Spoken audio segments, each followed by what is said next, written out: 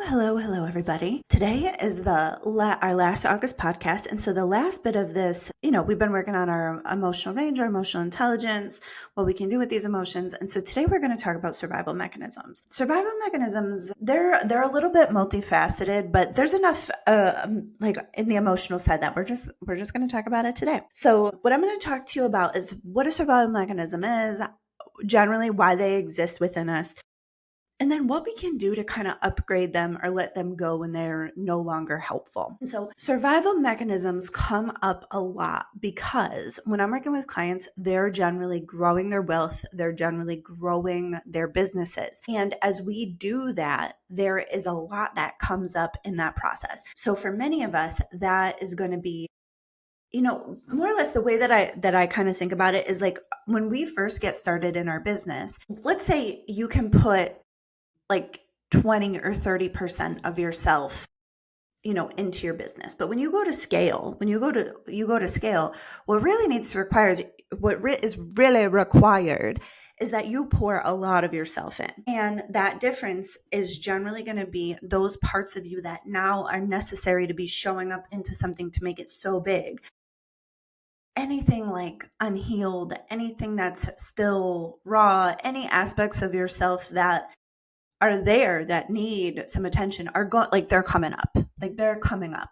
And this is where, growing your business, I think, is such like a spiritual practice because what's in you becomes external, right?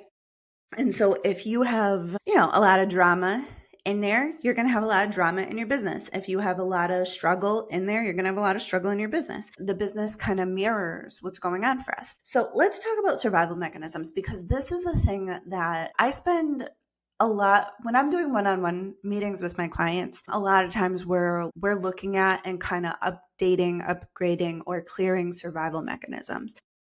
So let's just talk about what they are before I get into like what we can do with that and why it matters. Survival mechanisms they're adaptive or protective in a set of circumstances. They're generally going to help us to either survive physically or prevent certain feelings so that way we can feel more safe emotionally. Oftentimes, when I'm finding survival mechanisms, they're part of patterns. So, patterns are a little bit more complex because sometimes they'll be emotional patterns, but they're based on belief structures and they have energetic components. Or sometimes patterns may be energetic in nature and they just create the same emotional kind of feelings over and over again. So this is a little bit more advanced work. And I'll tell you listen, so if you start finding survival mechanisms, you may want to see a practitioner. I'll just throw that out there. But I'm gonna just kind of give the process in case you're into doing your own work. Yeah. So survival mechanisms, generally they'll start as protective or adaptive. But then when the situation changes and we no longer need them, then that's when that same behavior becomes disruptive. Right. Let me see if I have a story. There's so many stories, but I have a client who in her early years in life needed to behave in certain ways to survive. Right? And that felt very physical safety for her. Right. And so those same behavior patterns now as a, middle-aged businesswoman doing very big things, the same things that helped her survive like in an abusive childhood situation now actually just cause a whole lot of fuckery in her day to day. Something gets activated within her and she's flaming hot red anger ragey, and when she was a kid that sort of thing made enough of a difference to keep her physically safe, but now as an adult super unhelpful, right? And so that survival mechanism, it's like what's really happening is her body is afraid of loss. And so when anything happens, and the list of things that could potentially trigger this survival mechanism and this behavior pattern is pretty wide. So if she's feeling some kind of way, that behavior pattern turns on, and then it causes problems in her life. And so this is kind of the way that these behavior patterns work.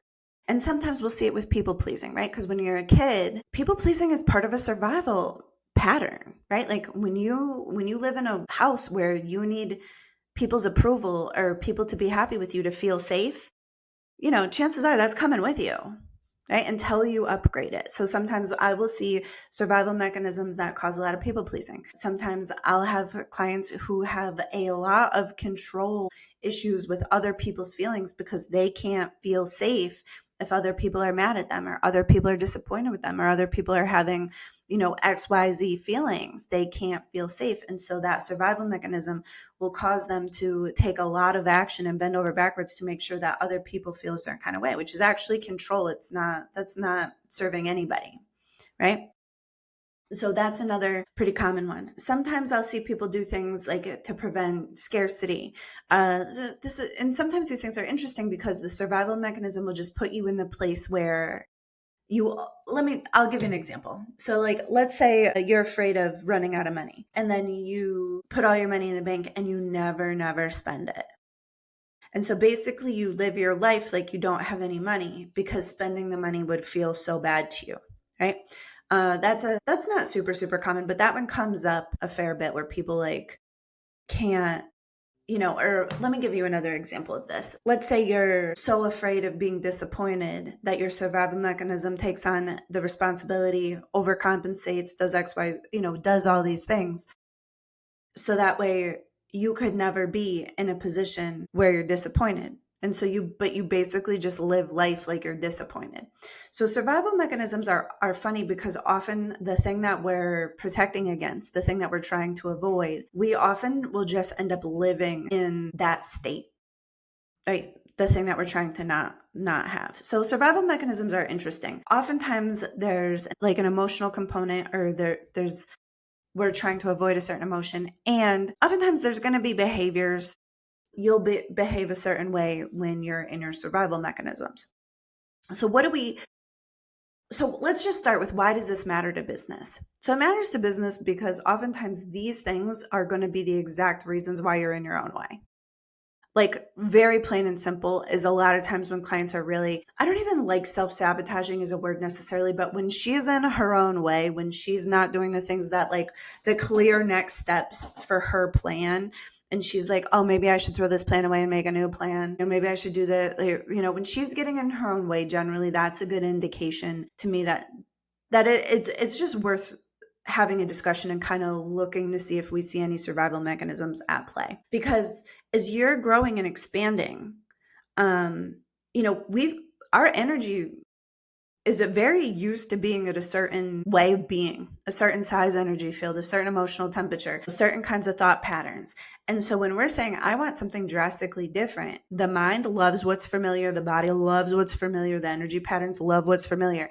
And so when you're saying, I want to go beyond what's familiar, all of that gets stirred up, all of it. And I just want to point that out because if that's happening for you and you're starting to scale your business and your whole life is feeling real wobbly and wonky, it's part of the process. There's nothing necessarily wrong with you.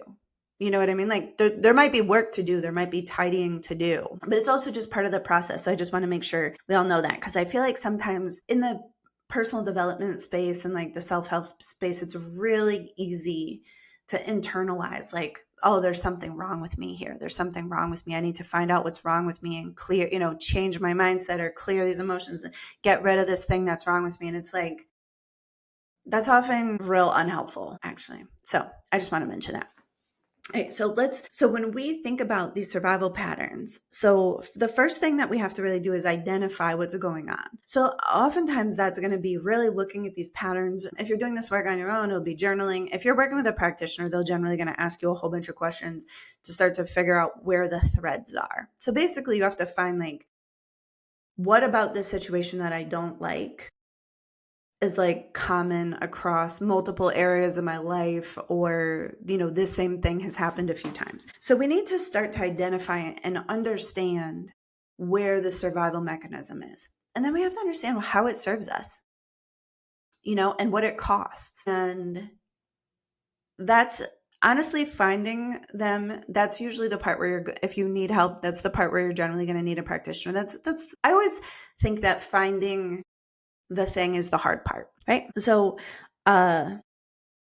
All right. And then from there, we want to make sure that we're not coming at the survival mechanism with a lot of judgment, because then we add a mental structure. We add a mental wall, we put it on the wrong side of the wall, and it doesn't go away, and it really doesn't help. And oftentimes it will make things harder down the road. So we need to appreciate and have a lot of gratitude for the ways that this survival mechanism has helped us. And if you can imagine backwards and you can start to see, oh, this survival mechanism was adaptive when I was a kid, when I was in this situation, when I was in my first year of business, this really helped me. And now later on, the situation is different. So this behavior is less helpful. Right. So yeah. And you could just even imagine it like a little, let's just say a little kid needing help with something is adorable and we want to help them. But if they keep that same oh, I'm just a baby, I can't do it, then it just stops being adorable. It becomes something else, right? Oftentimes these survival mechanisms, we just need to appreciate where they were and where they get started and things like that. And then sometimes in a meditation, I'll just ask myself hey, how can I upgrade this? Or is it time to just let this energy become something new and fresh and clean completely and within myself? We have to remember that it's these survival mechanisms are protective, and they're there because you love you, right? And so we just want to be gentle with ourselves as we do this kind of work. Yeah. So I think that's as much as I'm going to say on this exact topic today. This is a little bit deeper work. So sometimes you can find these in your journal, but a lot of times you're going to need a coach or a practitioner to kind of unearth this and work with these things. And so I just want to say both, I'm a huge advocate of teaching my clients and teaching the people that I work with how to do a lot of this work on their own. And the reason for that is because this shit gets so expensive when every time, your thoughts are naughty, or every time your emotions are in a tangle, or every time you find, a little survival mechanism or a little hiccup. If you need to wait a week and pay a practitioner, and then some things take a few weeks, you can't get it all done in a 1 hour session. You might be back 3, 4, 5, 6 times, and it takes 6 weeks to solve it. Listen, sometimes that's exactly what we need. And sometimes with enough expertise and enough practice with working with yourself, you can just move so much faster. So I like to teach a lot of techniques around these things, but this one is a little bit more advanced. So, but that's it. But I just want you to, I guess what I want you to come away with is understanding what a survival mechanism is, which we went over, and more or less what to do about it and how to just gently take care of yourself when you find yourself in one of those patterns. All right. So I love you. And next month is September, and we are going to be starting to work on really around survival mode into thriving, and kind of talk about that transition. All right. And so again, if you want to work with me, if you are scaling your business, if you want help learning more of the invisible aspects of business, like energy management, emotional alchemy, emotional management, advanced mindset work, putting together a business model that really gives you the lifestyle that you want first, like a lifestyle based business, go to the show notes, and there's a link to my calendar, and book a call and talk to me, and we can talk about how I can help you with those things. All right. I love you. Bye.